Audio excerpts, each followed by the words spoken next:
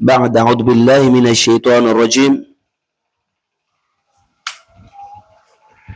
فاعلم أنه لا إله إلا الله واستغفر لذنبك وللمؤمنين والمؤمنات والله يعلم متقلبكم ومثواكم. صدق الله العلي العظيم. Tumekusanyika katika kikao ambacho kwamba kikao ambacho kwamba tuwakumbuka mashekhe zetu ambao kwamba walofanya kazi katika dunia kama hii kwa juhudi ambayo kwamba sote tumeona juhudi ambayo kwamba walofanya nayo.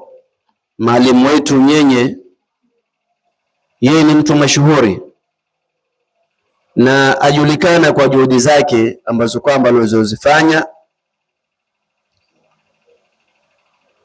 na mimi nitajaribu kueleza tu machache, lakini yale nitakaoeleza ni kwamba watu wafahamu zaidi kuliko hata mimi, kwa muda ambao kwamba nimesuhubiana naye na kukaa naye, basi nimemsoma tu ya kwamba alikuwa ni mtu ambaye kwamba kwanza yeye, lau ukiwa wewe una huzuni, basi mkipambana na yeye basi utaondosha huzuni yako. Yani alikuwa ni mtu mcheshi, ya kwamba ukiwa pamoja naye basi lazima utacheka. Kwa hivyo mtu kama huyu ambaye kwamba ni mcheshi kwa watu, basi ni moja katika sifa ambayo kwamba ni mzuri, ya kwamba ukikutana na mwenzako huwe ni mcheshi kwa mwenzako. Nuambiwa la taqiranna min almarufi, usidharau yani kutokana kufanya wema, walau an talqa akhaka biwajhin taliqin, japokuwa utakutana na mwenzako tena kwa uso ambao kwamba ulomteshi. Kwa hivyo alikuwa na tabia ambayo kwamba yeye mkikutana basi wewe utafurahika, utacheka. Na kadhalika alikuwa ni mtu ambaye kwamba alikuwa na hamu sana na mambo ya dini, na hii ni shahid yashuhudiwa na watu wote. Tukimsoma Mwalimu Nyenye, tukipiga mfano tu katika kijiji kama hiki ambacho kwamba cha Malakoteni, watu wanamfahamu zaidi. Yeye alikuwa na hamu ya dini, kwa mambo ya dini, kwa sababu katika sehemu ambayo kwamba hii tulioketi katika msikiti kama huu, yeye ndio ambaye kwamba aliasisi msikiti kama huu kwa juhudi zake za kwenda mbio, pamoja akishirikiana na wengineo kwa maoni mbalimbali. Yeye akaenda mbio kwa kuweka jengo kama hili ambapo kwamba tumeswali ndani yake ama tunafanya ibada ndani yake. Kadhalika yeye alikuwa ni nguzo kubwa sana katika madrasa kama hii ambapo kwamba iliyoko mbele yetu, ambapo kwa sasa iko katika jengo lingine la kisasa, lakini jengo la awali yeye ndio alienda mbio sana kwa kubuni Madrasatul Ikhlas kama hii, ambapo kwamba wakiwa karibu zaidi na almarhum Ustadhi Ali Komora, ambapo kwamba alikuwa ni mwanzilishi wa Madrasatul Ikhlas,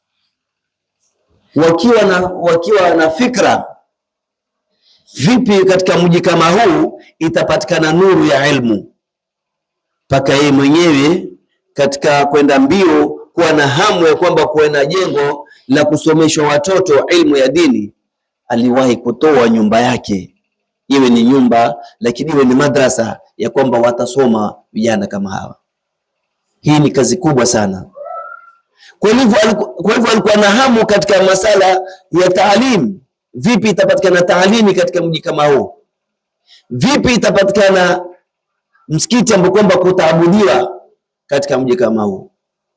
Hii ni miongoni mwa juhudi zake, na alikuwa na hamu kila mahali ambapo kwamba anapokwenda basi anakwenda mbio ili kuasisi masjid. Vile vile ukienda katika mji wa Minjila, ndio kwamba baada ya kuondoka hapa alikwenda akiishi Minjila. Pale alipoishi pia vile vile alikwenda mbio ikaasisiwa masjid kwa juhudi zake. Alikuwa ni mtu ambaye kwamba yeye apenda kutangamana na kila mtu na kila mmoja anamjua, na alikuwa ni mtu ambaye kwamba anfa'u linnas. Mtume alayhi salatu wasalam atuambia khairun nasi ila Allahi anfa'uhum linnas, mbora watu kwa Mwenyezi Mungu inda Allah, kwa Mwenyezi Mungu subhanahu wa ta'ala, basi ni yule anfa'uhum linnas, ni mtu ambaye kwamba yeye anawafaa watu. Alikuwa anawafaa watu kwa wagonjwa wakija kwake, alikuwa akiwatibu. Alikuwa yeye ni mtu ambaye kwamba anafanya tiba. Uliza ni wangapi ambao kwamba walikuwa na magonjwa ambayo kwamba yalikuwa yakiwasumbua, lakini maalim alikuwa ni tabibu ambaye kwamba akiwanufaisha watu kwa kuwafanyia dawa, na vile vile alikuwa akinufaisha watu kwa kufanya na dua, kuombea watu, anfa'u linnas. Kwa hivyo yatakikana watu kama hawa tuwakumbuke,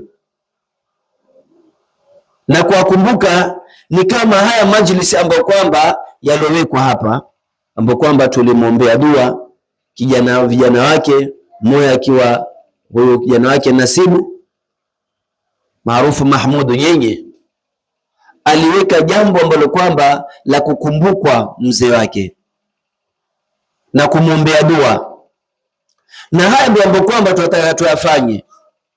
Mtume alayhi salatu wasalam atuambia idha mata ibnu adama inqata amalu illa min thalathi, anapokufa mwanadamu huwa amali yake imekatika isipokuwa mambo mangapi? Matatu hayakatiki. Sadaqatun jaria, sadaka yenye kuendelea. Na maalim tunamuingiza hapo, aliweka sadaqatun jaria kama huo msikiti. Kadhalika au ilmi yuntafau bihi, au elimu yenye manufaa, na alifundisha pia na yeye. Siku moja mimi ameniambia ya kwamba kabla hajakuwa mwenye kustakiri mahali kama hapa, aliwahi kuzunguka katika sehemu mpaka sehemu za bara, aliwahi kufundisha. Alikuwa ni ustadhi akifundisha watu, alifundisha mpaka akawa ni mwenye kuja kutulia kustakiri mahali kama hapa. Kwa hivyo bila shaka wako wanafunzi ambao kwamba walostafidi kwake kwa kipindi kama kile ambao kwamba yeye alikuwa akizunguka na kufundisha. Na jambo lingine, au waladin salih yad'u lahu, au kijana mwema mwenye kumwombea dua. Na mfano tuuona kama huu, kijana kama huyu ambaye kwamba amekusanya watu na akamwombea dua, yeye anaingia katika waladin salih. Na waladin salih si bimaana kijana wake wa kuzaa tu peke yake, pia aweza kuingia kijana mwingine. Sisi hapa tuliokaa ni vijana wake, na sisi tunaingia katika waladin salih yad'u lahu. Ilipokuja au waladin salih, ilipokuja kwa nakira, inamaanisha kwamba ni kijana yoyote. Kwa hivyo leo wataka kumpelekea dua mtu, leo mimi nikiamua kumpelekea dua shekhe langu, hakunizaa mimi, lakini mimi nikampelekea dua, nitaingia katika waladin salih yad'u lahu. Ndio utaona watu wanakusanyika wanampelekea dua mtu fulani, ile dua inamnufaisha yule ambaye kwamba alokufa. Yale maombi ambayo kwamba unaomba yanamnufaisha yule ambaye kwamba aliyoko katika hayatul barzakhia. Kwa hiyo itakuwa ni zawadi, ni thawabu, ni nuru katika kabri yake.